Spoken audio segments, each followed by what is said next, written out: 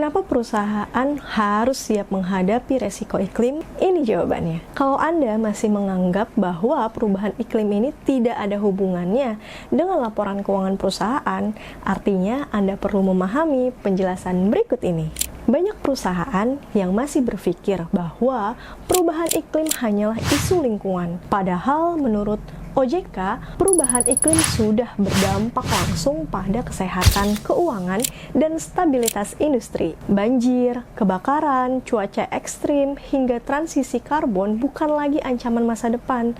Semuanya sudah terjadi dan mempengaruhi nilai aset operasional bahkan permodalan perusahaan. Dan karena itulah OJK menerbitkan panduan CRMS atau Climate Risk Management and Scenario Analysis tahun 2024 sebagai kerangka resmi untuk menilai ketahanan perusahaan dan industri terhadap resiko iklim. CRMS itu bukan sekedar laporan, ini adalah peta navigasi agar perusahaan dapat bertahan dalam kondisi ekonomi yang berubah akibat iklim. Dalam panduan OJK, perusahaan terutama lembaga keuangan wajib mulai memperkuat tata kelola, mengukur emisi GRK, memahami resiko fisik dan transisi, serta melakukan stress test dengan skenario jangka pendek, menengah, dan jangka panjang. Contohnya, emisi skop 1, 2, dan 3 harus mulai dipetakan, termasuk finance emission dari portofolio pembiayaan. Resiko fisik seperti banjir dan kebakaran tentu bisa mempengaruhi kualitas aset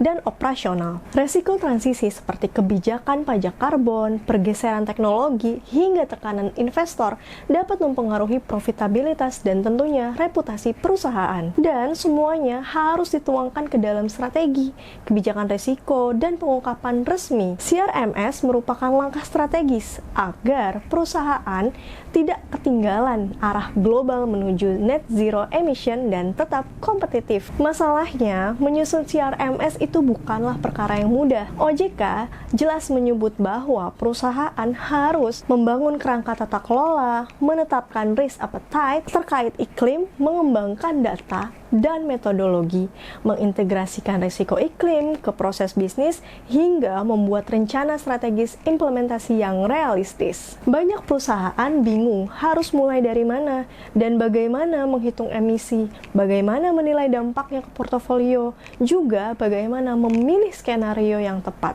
serta bagaimana menyusun dokumen sesuai dengan ekspektasi OJK.